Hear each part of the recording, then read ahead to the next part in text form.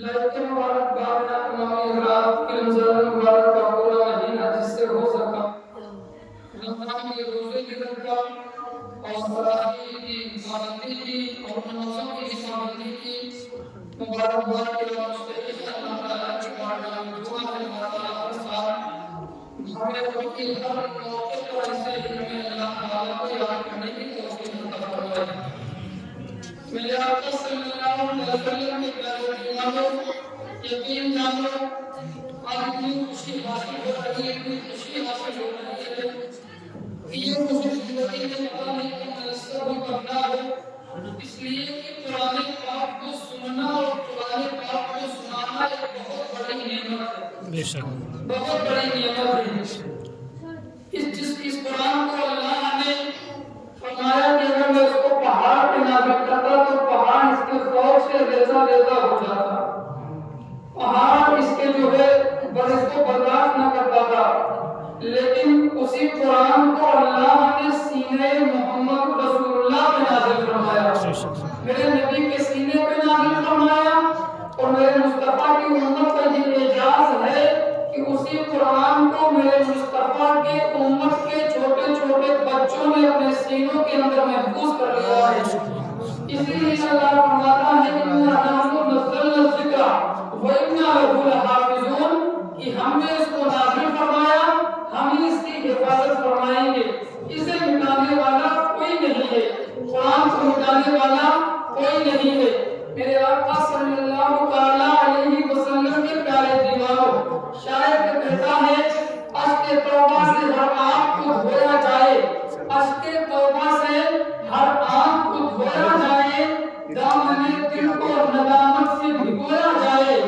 دامن دل کو ندامت سے بھگویا جائے، اور چشم ہستی پہ نہ ہوگی کوئی حجاب غفلت، چشم ہستی پہ نہ ہو کوئی حجاب غفلت، کر کے احساس ہر ایک جرم پہ رویا جائے، کر کے احساس ہر ایک جرم پہ رویا جائے، اور انقلاب طبیعت میں ہمیشہ کے لیے، انقلاب آئے طبیعت میں ہمیشہ کے لیے،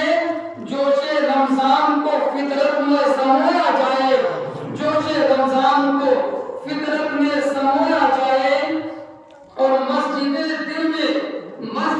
دل میں ہو بیدار اذان کے نغمے، مسجد دل میں ہو بیدار اذان کے نغمے، بندگی چھوڑ کے غفلت میں نہ سویا جائے، بندگی چھوڑ کے غفلت میں نہ سویا جائے۔ ایک ایک شعر میں پیغام ہے ہمارے لیے، ایک ایک شعر میں درس ہے ہمارے لیے، مسجد دل میں ہو بیدار اذان کے نغمے، بندگی چھوڑ کے غفلت میں نہ سویا جائے، اور جس سے ہر سانس میں ہو یاد خدا کی تسبیح، جس سے ہر سانس میں ہو یاد خدا کی تسبیح، دل کے دھاگے میں گوہر ایسا پرویا جائے، دل کے دھاگے میں گوہر ایسا پرویا جائے، اور تاکہ اعمال میں آئے نہ ریا کی خشکی، تاکہ اعمال میں آئے نہ ریا کی خشکی، بحر اخلاص میں ہستی کو ڈبویا جائے، بحر اخلاص میں ہستی کو ڈبویا جائے، اور جس کے پھولوں میں تکبر کا کوئی رنگ نہ ہو، جس کے پھولوں میں تکبر کا کوئی رنگ نہ ہو، بیج ایسا چمن فکر میں بویا جائے، بیج ایسا چمن فکر میں بویا جائے۔ اور شاید مکتے میں کیا کہتا ہے، مکتے میں کہنے والا کہتا ہے اے فریدی چلو مصروف عبادت ہو جائیں، اے فریدی چلو مصروف عبادت ہو جائیں، غفلتوں میں یوں وقت نہ کھویا جائے، غفلتوں میں یوں وقت نہ کھویا جائے۔ معزز سامعین کرام، اللہ نے قرآن میں فرمایا شہر رمضان الذی انزل فیہ القرآن،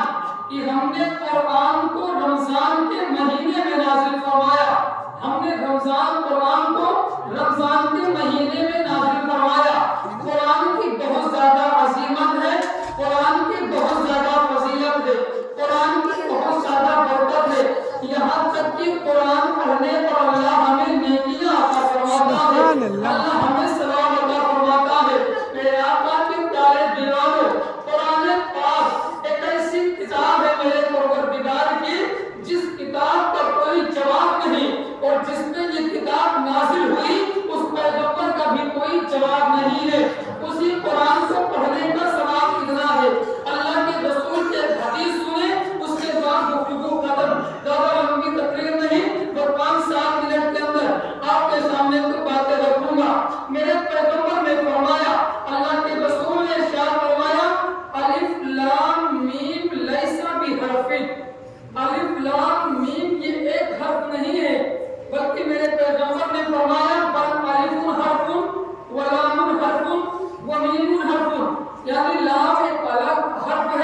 میم ایک حرف ہے، یعنی الف لام میم میں 3 حرف ہیں، یہ تینوں ایک الگ الگ حرف ہیں۔ اب اگر کسی نے صرف الف لام میم پڑھا تو اللہ تعالیٰ اسے 10 نیکیاں نہیں بلکہ اس کو 30 نیکیاں عطا فرمائے گا، اس کے 30 گناہوں کو مٹا دے گا۔ اب مجھے بتاؤ، ہم نے قرآن